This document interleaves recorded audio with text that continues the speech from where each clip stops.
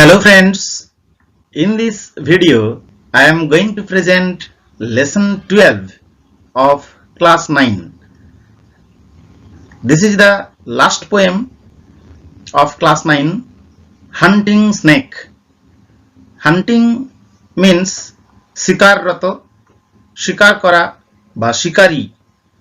Hunting snake শিকারী সাপ বা শিকাররত সাপ। হান্টিং hunt verb plus ing. Hunting snake is actually a kind of nature poem which expresses the fear and thrill of the poet on seeing a black snake passing through a grassland in search of prey. এই কবিতায় কবি তার ভয় এবং রোমাঞ্চ ব্যক্ত করেছেন একটি কালো সাপ দেখে, যে সাপটি শিকারের খোঁজে একটি ঘাস জমির মধ্য দিয়ে যাচ্ছিল। The terrific beauty and reverence for it makes the poet and her companion stand like a stone statue. ওই সাপের ভয়ানক সৌন্দর্য আর কবির ওর প্রতি সম্ভ্রম বাধ্য করেছিল তাকে এবং তার সঙ্গীকে পাথরের মূর্তির মতো দাঁড় করিয়ে দিতে। ফলে in this poem, the poet has expressed the awe and petrified out of fear, the duo with reverence lets the snake pass by. অর্থাৎ কবি এবং তার বন্ধু সসম্ভ্রমে সাপটিকে রাস্তা করে দেয় এবং ভয়ে তারা স্তম্ভিত হয়ে যায়। The snake is described in such a way as to highlight its beauty, its killer instinct and the massive threat that it represents to humans. অর্থাৎ সাপটিকে এমনভাবে কবি এই কবিতায় বর্ণনা করেছেন যে সেটি সৌন্দর্য এবং ক্ষিপ্রতা এবং মানুষের প্রতি বিপদের সংকেতের প্রতীক হিসাবে ব্যবহৃত হয়েছে। The poet of this famous poem is Judith Wright. Judith Wright is the poet of the poem Hunting Snake. ফলে বন্ধুরা, চলো আমরা এই কবিতার পুঙ্খানুপুঙ্খ বিশ্লেষণ এবং আলোচনায় যাব। ওয়ার্ড বাই ওয়ার্ড মিনিং আমরা করব এবং এই কবিতার যে অন্তর্নিহিত অর্থ রয়েছে তাকে উদ্ঘাটন করি। চলো। About the poet and the text. Hunting Snake is written by Judith Arundel Wright. Judith Arundel Wright, 1915 to 2000, was an Australian poet and environmentalist. তিনি একজন অস্ট্রেলিয়ান কবি এবং পরিবেশবিদ ছিলেন। Environmentalist মানে পরিবেশবিদ। Among several collections of her poetry, the most notable are The Moving Image, Woman to Man, The Gateway and many more. তার বিভিন্ন কাব্য সংগ্রহের মধ্যে সবচেয়ে উল্লেখযোগ্য হলো the moving image, woman to man, the gateway এবং আরো অনেক। দ্য ফলোয়িং পোয়েম, আমরা যে কবিতা পড়তে চলেছি, hunting snake, describes the poet's experience of watching a black snake as it makes its way across an area of grassland. এই কবিতা বর্ণনা করেছে কবির অভিজ্ঞতা, একটা কালো সাপ দেখার অভিজ্ঞতা বর্ণনা করেছে যখন এই সাপটি একটা ঘাসময় জমির উপর দিয়ে চলে যাচ্ছিল। দ্য পোয়েট লুকস অন, কবি দেখলেন এই সাপটিকে, ফ্যাসিনেটেড, মুগ্ধ হলেন। As the snake হান্টস for food and finally disappears, যে সাপটি খাদ্যের জন্য শিকার করছিল এবং অবশেষে অদৃশ্য হয়ে গেল, সেই সাপ দেখে কবির কি প্রতিক্রিয়া হলো এবং সেই প্রতিক্রিয়ার সঙ্গে আমরা মানুষের সঙ্গে প্রকৃতির যে সম্পর্ক তা নির্ণয় করব। আসলে এই কবিতার মধ্য দিয়ে একটি দুর্দান্ত মেসেজ কবি দিতে চেয়েছেন যে প্রকৃতি সবসময় মানুষকে দমন করে এবং প্রকৃতি সর্বশক্তিমান হিসেবে সবসময় নিজেকে প্রতিপন্ন করে, কারণ তার বিশাল ভান্ডার রয়েছে, সেখানে নানা রকমের সৌন্দর্য রয়েছে। এই সাপ বা স্নেকের মধ্যে এক অদ্ভুত সৌন্দর্য কবিকে মুগ্ধ করেছিল এবং কবি এই হান্টিং স্নেক দেখার পরে কি রিয়াকশন কবির সেটা আমরা নির্ণয় করব এই কবিতা পাঠকালীন। From the critical perspective, Judith Wright's Hunting Snake can be read as an eco-critical observation to nature. ফলে জুডিথ রাইটের হান্টিং স্নেক যদি আমরা ক্রিটিক্যাল পার্সপেক্টিভ থেকে বিচার করি তাহলে পঠিত হতে পারে একটা বাস্তুতান্ত্রিক পর্যবেক্ষণ প্রকৃতির প্রতি। From philosophical ideology, the snake can be the fierce experience of nature.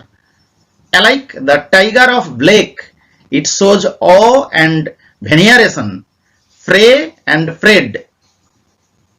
ফলে উইলিয়াম ব্লেকের টাইগার কবিতাতে টাইগারকে যেমন অফুল বিউটি হিসাবে দেখানো হয়েছে, তার মধ্যে ট্রিমেন্ডাস স্ট্রেংথ এন্ড পাওয়ারের অ্যাডমিক্সচার যেমন দেখানো হয়েছে, ঠিক তেমনি ভাবে এই snake can be the fierce experience. But before going to the text itself, let us know more about Judith Orandel Wright.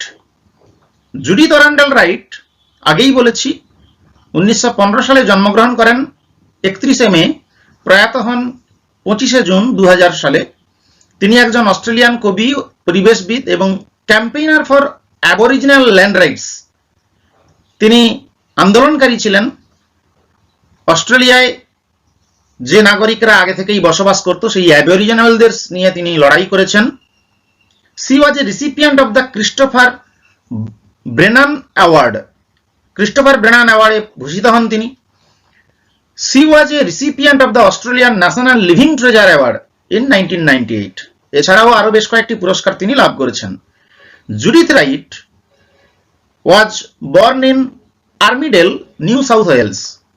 Judith Wright was the author of several collections of poetry including The Moving Image, Woman to Man, The Gateway, The Two Fires, Birds তার বিখ্যাত একটি কাব্যগ্রন্থ, The Other Half, Magpies, Shadow, Hunting Snake, among others.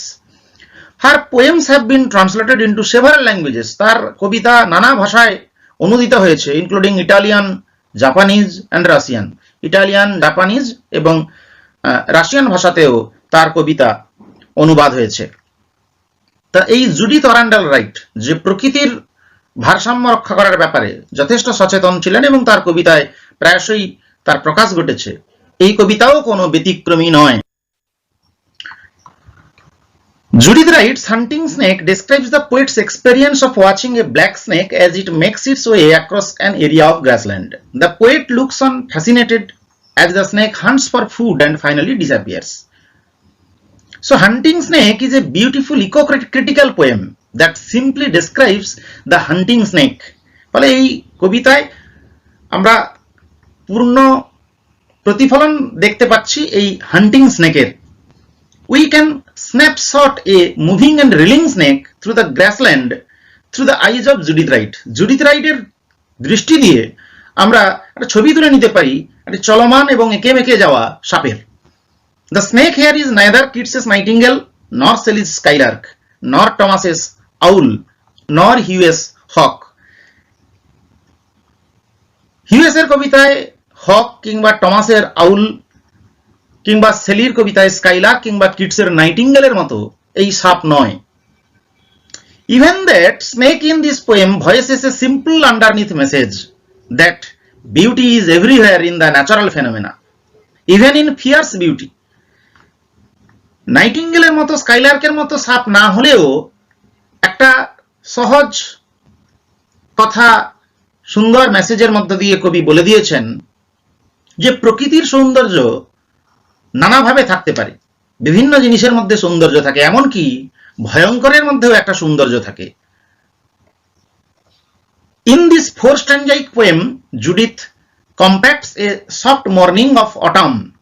Judith দেখিয়েছেন একটা নরম হেমন্তের সকাল, where beauty rests in every corner, যেখানে সৌন্দর্য সব জায়গায় রয়েছে চারিদিকে প্রকৃতির।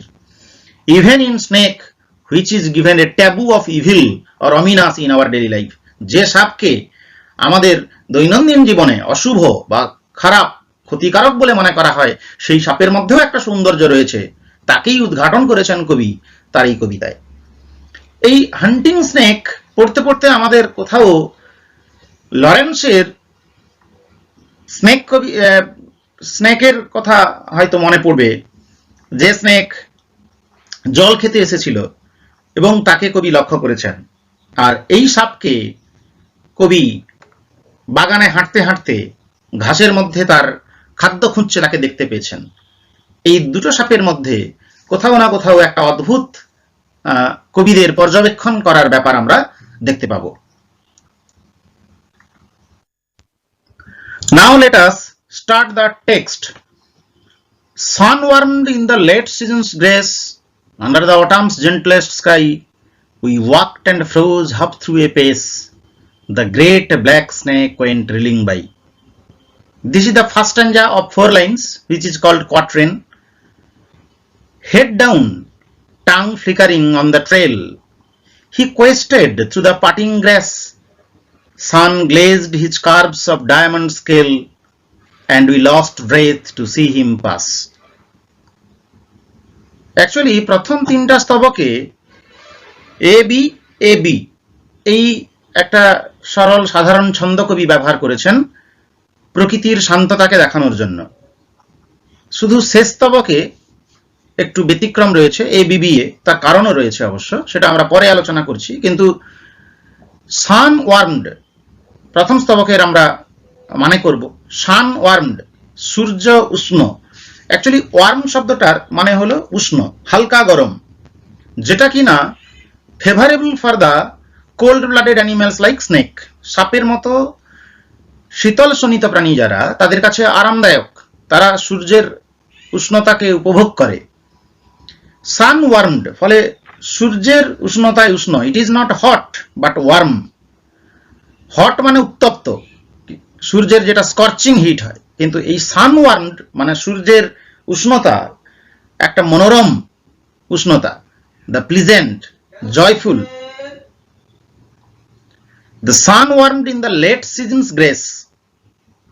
লেট সিজন বলতে এখানে বোঝানো হয়েছে শরৎ ঋতুর শেষ অবস্থাটাকে। Late refers to the late autumn, অর্থাৎ হেমন্তকে বোঝানো হচ্ছে। Sun warmed in the late season's grace, grace কথাটির অর্থ হলো চার্ম, লাবণ্য। The pleasant condition of the season is actually described in the very first line, under the autumn's gentlest sky. হেমন্তের মধুরতম, মনোরম, স্নিগ্ধতম, gentle, জেন্টলার, জেন্টলেস্ট, superlative degree ব্যবহৃত হয়েছে। জেন্টলেস্ট sky, স্নিগ্ধতম আকাশের নিচে, under মানে নিচে, সূর্য উষ্ণ শেষ ঋতুর লাবণ্যে, উই ওয়াকড, আমরা হাঁটছিলাম। So subject we and the action, what were we doing? We were walking. The poet and her companion were walking, তারা হাঁটছিল। and froze, এবং তারা ফ্রিজ, ফ্রোজ, ফ্রোজেন, ভয়ে পাথর হয়ে যাওয়া, যেন জমে যাওয়া, তারা যেন জমে গেল। they become stiff out of terror and fear, half through a pace. Pace মানে পদক্ষেপ, শর্ট স্টেপস, তারা পথের মাঝখানে তারা থেমে গেল। The great black snake went reeling by, তারা পথের মাঝখানে থেমে গেল কেন? দ্য গ্রেট, একটা বিশাল বড়, the big, the vast, black snake, একটা কালো সাপ, went reeling by. Reeling means winding, আঁকা বাঁকা পথে। In the zigzag way it was passing by. Go went gone, went মানে চলে গেল, যাচ্ছিল, কেমন ভাবে যাচ্ছিল সাপটা? In the spiral way, আঁকা বাঁকা পথে। In the zigzag way. The opposite of reeling is straight. Straight মানে সোজা, reeling মানে আঁকা বাঁকা। তাহলে প্রথম স্তবকে কবি ঘাস জমির উপর দিয়ে যে পায়চারি করার সময় একটা প্রকৃতির মাধুর্যকে তিনি তুলে ধরেছেন। কিন্তু আশ্চর্যের ব্যাপার এখানে আমাদের লক্ষ্য করতে হবে, দ্য ওয়ার্ড ফ্রোজ কথাটা বুঝিয়ে দিচ্ছে the gentlest atmosphere will be black momentarily at the appearance of the great black snake. যে একটা মনোরম স্নিগ্ধতম হেমন্তের আকাশের তলায় তখন যারা যারা হেঁটে বেড়াচ্ছিল তাদের একটা পরিবর্তন ঘটবে মুডের। সেই মুডের কি পরিবর্তন ঘটলো না, যখন এই কালো সাপটা এলো তখন তারা ফ্রোজেন হয়ে গেল, তখন তারা স্ট্যাচুর মতো স্থাণুবৎ হয়ে গেল। আসলে black snake and its appearance created a taboo in the mind of the poet. ফলে they became the poet and the companion, যাদেরকে উই বলে বোঝানো হয়েছে, তারা একটা ট্যাবুর দ্বারা আক্রান্ত হয়ে, তারা ভয় তাড়িত হয়ে প্যারালাইজড হয়ে গেল। they became paralyzed by fear as if seeing the snake went reeling by, সাপটাকে আঁকাবাঁকা পথে যেতে দেখে। সাপটা কেমন ভাবে যাচ্ছিল তার বর্ণনা আমরা দ্বিতীয় স্তবকে পাবো। হেড ডাউন, মাথা নত করে। টাং ফ্লিকারিং, জিহা, টাং মানে জিভ বা জিহা, ফ্লিকারিং, ফ্লিকারিং মানে লকলক করা, লকলকে, অর্থাৎ এ rapid movement in and outwards, ভিতরের দিকে ঢুকিয়ে নেওয়া এবং বাইরের দিকে বের করে দেওয়া, খুব দ্রুতভাবে এটা করা। সাপের জিভ যেভাবে লকলক করে সেই লকলকে জিভকে বলা হয়েছে flickering. Head down, tongue flickering on the trail. Trail মানে যে পথে সে যাচ্ছিল, ট্রেল মিন্স পাথ, PATH, যে পথ দিয়ে সে যাচ্ছিল সেই পথে তার জিভ লগলক করছিল এবং মাথাটা তার নিচের দিকে করা। হি কোয়েস্টেড, সে অনুসন্ধান করছিল, খুঁজছিল। He searched, he quested through the parting grass. Parting মানে ঘাস বা ঝোপের মাঝে সরু মাটির রেখা, the line of soil visible between the grasses. এই পাটিং গ্রাস মানে আর একটা মানে বোঝাতে পারে যে ঘাসগুলোকে সে ফেলে যাচ্ছিল, লিভিং গ্রাস, অর্থাৎ যে ঘাসগুলোর উপর দিয়ে সে চলে যাচ্ছিল সেই ঘাসের মধ্যে সে খুঁজছিল। অর্থাৎ সাপটি তার নিজের পথে চলে যাচ্ছিল, জিভ লগলক করতে করতে, মাথা নিচের দিকে করে। সান গ্লেজড, সূর্য চকচক করছিল। গ্লেজড মানে চমকানো, চকচক করা। Shone, brightly. His curves of diamond scale, সূর্য চকচক করছিল তার ডায়মন্ড স্কেলের উপরে। স্কেল মানে আঁশ। Thin body covering of fish or reptiles, মাছ কিংবা সরীসৃপদের গায়ের উপরে যে পাতলা আস্তরণ থাকে তাকে আঁশ বলা হয়। সেই আঁশগুলোকে ডায়মন্ডের বলে মনে হচ্ছিল, মানে হীরক দুটি ঝলকাচ্ছিল তাদের সূর্যের আলো পড়ে। অর্থাৎ সাপের গা চকচক করছিল। and we lost breath to see him pass, এবং আমরা শ্বাসরুদ্ধ হলাম তাকে যেতে দেখে। to see him pass, pass মানে অতিক্রম করে চলে যাওয়া। সাপটাকে যেতে দেখে আমরা শ্বাসরুদ্ধ হলাম। ফলে দ্বিতীয় স্তবকে আমরা দেখতে পাচ্ছি সাপের বর্ণনা রয়েছে। এটা রবার্ট ফ্রস্টের কবিতা পড়তে গিয়ে আমাদের যেমন করে মনে হয় সিম্পলিসিটি ইজ রিসেপটিভ, এই কবিতায় সাধারণ মনোরম প্রকৃতির বর্ণনা এবং সাধারণ সাপের শিকার খোঁজার যে প্রক্রিয়া বর্ণিত হয়েছে তা দেখে মনে হতে পারে যে এটা একটা সাধারণ কবিতা, যে এটা সাধারণ ব্যাপার যে সাপের শিকারের ক্ষমতা বর্ণনা করছে। But we will have to remember that along with that it highlights the beauty of the snake and also its killer instinct and the threat it represents to humans, এবং মানুষের প্রতি যে বিপদ এর মধ্যে ক্ষিপ্রতা রয়েছে এবং সাপের মধ্যে যে সৌন্দর্য রয়েছে তাকেও কিন্তু তুলে ধরছে। Tongue flickering, head down, and his beauty as sun glazed shone his curves of diamond scale. ফলে in the first stanza, প্রথম স্তবকে Judith describes a picture of harmony and calm when the warm sun glittering through the autumn sky. The sun sets the weather warmed, beautiful and grace, that is calm and delicate atmosphere, একটা সুন্দর মনোরম শান্ত প্রকৃতির বর্ণনা আমরা প্রথমেই পাচ্ছি। At this time the great black snake went reeling by, makes a big change in the atmosphere। ফলে সাপের আগমন আঁকাবাঁকা পথে এটা একটা পরিবেশের পরিবর্তন আনছে। As usual the appearance of the snake causes the people to suddenly freeze। স্বভাবতই সাপের উপস্থিতিতে কবি এবং তার বন্ধু স্থির হয়ে গেল তারা। The author represents this surprising and sudden arrival with the reaction by making an abrupt change of mood in the middle of the verse. We walked and froze half through a pace।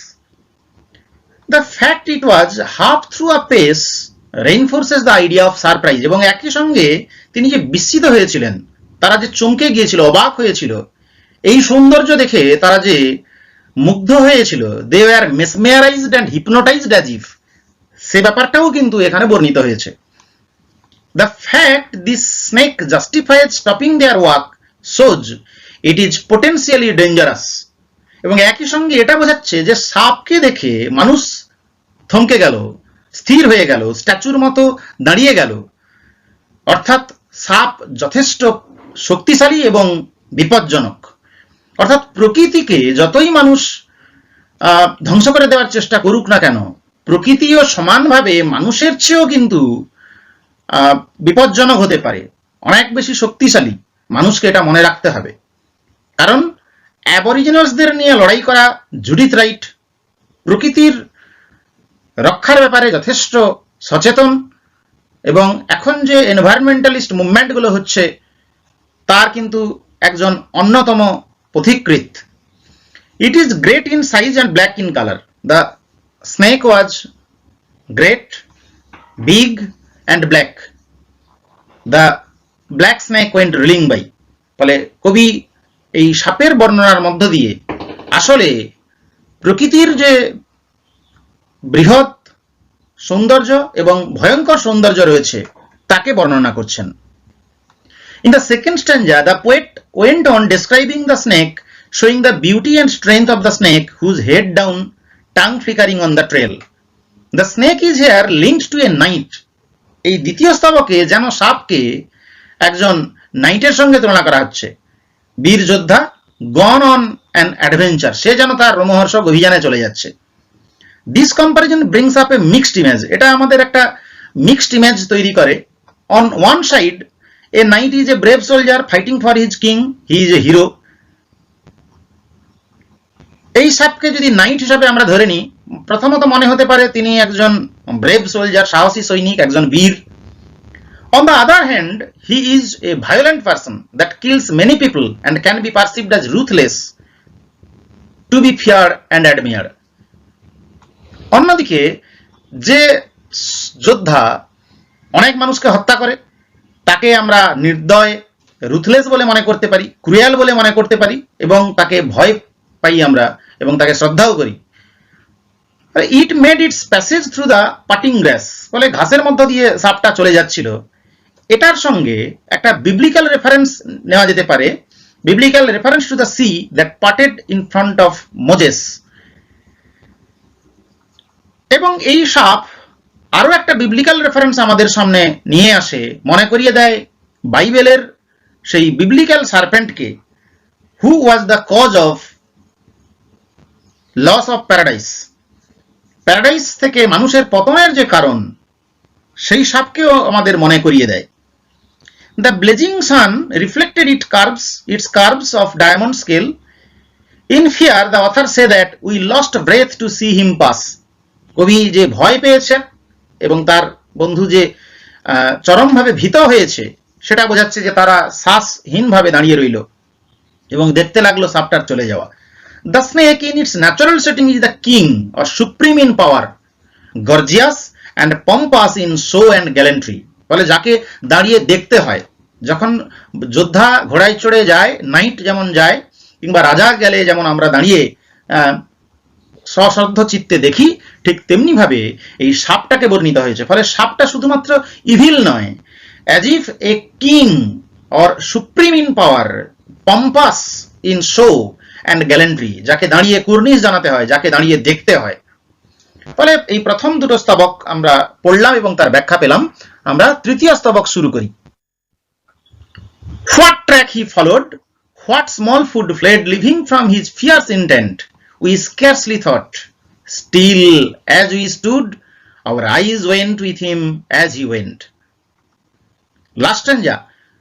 Cold, dark, and splendid he was gone into the grass that hid his prey. We took a deeper breath of day, looked at each other, and went on. তৃতীয় স্তবকে কবি বলছেন what track he followed, কোন পথ সে অনুসরণ করছিল। Track means path, way, follow মানে অনুসরণ করা, অর্থাৎ কোন পথে সাপটা যাচ্ছিল। What small food fled living, জীবন্ত অবস্থায় কোন ছোট খাদ্যটি চলে গেল, পালিয়ে গেল। ফ্লেড, ফ্লেড মানে পালিয়ে যাওয়া, ran away. From his fierce intent, তার হিংস্র উদ্দেশ্যের হাত থেকে। হিজ বলা হয়েছে, আসলে এটা খানিকটা সাপকে পার্সনিফাই করার মতো, হিউম্যান অ্যাট্রিবিউটস দেওয়া হয়েছে। তার কারণ এখানে সাপ শুধু সাপ নয়, তাকে সশ্রদ্ধ চিত্তে, শ্রদ্ধার সঙ্গে একটা এলিভেটেড কন্ডিশন, একটা লফটি কন্ডিশন তাকে দিয়েছেন কবি। অর্থাৎ সে শুধু সাপ নয়, হিংস্র কোনো প্রাণী নয়, অ্যানিমেল নয়, মানুষের মতো করে তার যেন সৌন্দর্য রয়েছে, তাকে দাঁড়িয়ে দেখতে হয়। তাই হিজ ব্যবহার করা হয়েছে। হিজ ফিয়ার্স ইন্টেন্ট, তার হিংস্র বা ভয়ঙ্কর উদ্দেশ্য। তার হিংস্র ভয়ঙ্কর উদ্দেশ্য বলতে কি না, সে শিকার করছে, তার ছোবলকে বোঝানো হয়েছে। Fierce intent refers to the সাপের যে শিকার করার প্রবণতা, এক ছোবলে ছবি করে দেবে সে। তার ছোবলের হাত থেকে কোন জ্যান্ত প্রাণীটি, মানে লিভিং ফুড, পালিয়ে যাচ্ছে। হয় সে ব্যাং কিংবা ছোট ইঁদুর, যেগুলো ঘাসের মধ্যে লুকিয়ে থাকে, ব্যাং বা পোকামাকড়, সেগুলো সাপের ছোবলের হাত থেকে দৌড়ে পালাচ্ছে। উই স্কেয়ারসলি থট, আমরা আদৌ ভাবছিলাম না। স্কেয়ারসলি মানে কদাচিৎ, বেয়ারলি, সেলডম, অপোজিট ওয়ার্ড হবে অলওয়েজ। উই স্কেয়ারসলি থট, আমরা কদাচিৎ ভাবছিলাম, অর্থাৎ আমরা ভাবছিলাম না, এগুলো নিয়ে আমরা ভাবছিলাম না। স্টিল অ্যাজ উই স্টুড, আমরা এগুলো ভাবছিলাম না যে কোন পথে সাপটা যাচ্ছে কিংবা কোন ছোট খাদ্যটা তার ভয়ঙ্কর ছোবলের হাত থেকে পালিয়ে যাচ্ছে। তথাপি আমরা ওখানে দাঁড়িয়েছিলাম। স্টিল অ্যাজ উই স্টুড, তথাপি যখন আমরা ওখানে দাঁড়িয়েছিলাম, our eyes went with him as he went, তথাপি আমাদের চোখ চলে যাচ্ছিল তার সাথে সাথে যেখানে সে যাচ্ছিল। অ্যাজ হি ওয়েন্ট, অর্থাৎ যেমন করে সে যাচ্ছিল, যে আঁকাবাঁকা পথে সে যাচ্ছিল, সেই আঁকাবাঁকা পথে আমাদের চোখ তার সঙ্গে সঙ্গে যাচ্ছিল। So we can visualize the snake and its reeling zigzag spiral way as he went, আমরা কবির চোখ দিয়ে সাপের যেন চলনটাকে দেখতে পাচ্ছি। এখানে তিনি ভিজুয়াল ইমেজারি ব্যবহার করেছেন। The last stanza is a bit different in its rhyme, যেখানে AB স্কিম ব্যবহার করা হয়েছে, রাইম স্কিম। লাস্ট স্ট্যাঞ্জায় কবি কিন্তু ABBA এই প্যাটার্ন ফলো করেছেন। তার কারণ শেষ স্তবকে কবি তার সমস্ত প্রতিক্রিয়াকে একটা চূড়ান্ত রূপ দিয়েছেন। সাপের তিনি সেখানে বর্ণনা করেছেন। কোল্ড, ডার্ক অ্যান্ড স্প্লেন্ডিড হি ওয়াজ গন, সাপটা কেমন ছিল, তিনটা অ্যাডজেক্টিভ তিনি ব্যবহার করেছেন। এই তিনটা epithet is heavy in weight. Cold, dark and splendid, শীতল ছিল, because the cold blooded animal is snake, reptile is snake. Dark, কালো ছিল। স্প্লেন্ডিড মানে চমৎকার। So it was impressive, it was beautiful, pretty to look at. He was gone, সে চলে গেল। into the grass, কোথায় চলে গেল, ঘাসের মধ্যে। that hid his prey, যেটা তার শিকারকে লুকিয়ে রাখছিল। PREY, প্রে মানে শিকার। যখন সাপটা শিকারের খোঁজে ঘাসের মধ্যে চলে গেল, এই চমৎকার সাপ, we took a deeper breath of day, আমরা দিনের গভীরতম শ্বাস নিলাম, আরো অনেক গভীর একটা শ্বাস নিলাম। অর্থাৎ এতক্ষণ এই চমৎকার সৌন্দর্যকে উপভোগ করার জন্য এবং ভয়ে তারা যে শ্বাসরুদ্ধ হয়েছিল সেটা বোঝাচ্ছে, তাদের শ্বাসরোধ হয়ে গিয়েছিল। We took a deeper breath of day, looked at each other, একে অপরের দিকে তাকালাম, অ্যান্ড ওয়েন্ট অন, এবং আমরা হাঁটতে শুরু করলাম, আবার আমরা চলতে শুরু করলাম। যেমন করে আমরা ঘুরে বেড়াচ্ছিলাম প্রকৃতির সৌন্দর্যের মধ্যে, ঠিক তেমনি ভাবে চলতে লাগলাম। অর্থাৎ মোমেন্টারিলি তাদের এই মুডের যেন পরিবর্তন করে দিয়েছিল এই সাপ এবং তার উপস্থিতি। অর্থাৎ এই কবিতায় কবি এটা আমাদের কাছে পরিষ্কারভাবে দেখিয়েছেন, when man comes in contact with nature, how sometimes the nature rules the man and how nature proves to be the most powerful. প্রকৃতি কতটা শক্তিশালী সেটা প্রকৃতি কিন্তু প্রমাণ করে দেন, বুঝিয়ে দেন। মানুষ যতই প্রকৃতিকে শাসন করতে চাক না কেন, মানুষ প্রকৃতিকে যতই ধ্বংস করুক না কেন, মানুষের মনে রাখা দরকার, আসলে এটা এই কবিতার অন্তর্নিহিতভাবে কবি প্রকৃতিকে রক্ষা করার কথা, প্রকৃতির মধ্যে যে সৌন্দর্য রয়েছে তাকে অনুধাবন করার কথা স্মরণ করিয়ে দিচ্ছেন। সেই একই সঙ্গে তিনি মনে করিয়ে দিচ্ছেন যে সাপ আসলে কিন্তু নিরীহ। একটা ট্যাবু আমরা তৈরি করেছি যে সাপ মানেই ছোবল মারতে আসছে। সাপ আসলে মানুষের ক্ষতি করতে চায় না, সে তার খাদ্যের খোঁজে ঘুরে বেড়ায়। যখন সাপের গায়ে আমরা পা তুলে দিই বা সাপকে কখনো আঘাত করি, তখন সে আত্মরক্ষার জন্য ছোবল মারে, এমনি এমনি কিন্তু সাপ ছোবল মারে না। সাপ একটি ভয়ঙ্কর প্রাণী নিঃসন্দেহে, কিন্তু সাপ এমনি এমনি যে একটা ট্যাবু আমরা তৈরি করেছি মানুষের মনের মধ্যে, সাপকে দেখলেই সাপ মারতে হবে, এটা কিন্তু সঠিক কাজ বা সঠিক উপায় নয়। এটাও কিন্তু কবি জুডিথ রাইট আমাদের স্মরণ করিয়ে দিচ্ছেন। So the third stanza continues with the same vigor, describing the fierce intent of the snake. সাপের ভয়ঙ্কর ইচ্ছার কথা তৃতীয় স্তবকে বর্ণিত হয়েছে, which reveals the power of the snake, describes it as a predator. All the other creatures fled in fear of it. তার ভয়ে সমস্ত প্রাণী দৌড়ে পালাচ্ছে। The poet remains stand still to see this majestic art, and their eyes followed the snake and arrested their vision. Our eyes went with him as he went. এই কথা বলে অর্থাৎ তাদের সমস্ত চোখকে আকৃষ্ট করে নিয়েছিল সাপটি। It is a creature that will kill. এই প্রাণী হত্যা করে, মেরে ফেলে। However, the poet does not choose to be completely explicit, and instead of saying the snake's intent is to kill, she says fierce intent. তিনি সাপ যে হত্যা করতে চান এই কথাটা না বলে তিনি তার ভয়ঙ্কর ইচ্ছার কথা বুঝিয়েছেন, fierce intent. This makes our image of the snake less savage. সাপকে ততটা বর্বর এবং হিংস্র বলে আমাদের কাছে মনে হয় না। It just shows its power instead of depicting it as a monster. সাপ শক্তি দেখাচ্ছে কিন্তু দৈত্য নয়। The author gives a lengthy description of the snake which could lead the reader think it is passing slowly. এই দীর্ঘ বর্ণনা বোঝাচ্ছে যে সাপ ধীরে ধীরে ধীরে ধীরে তার পথে চলে যাচ্ছে। However, the fact they did not have time to think shows that the action actually passed very fast. We are back on a regular time track.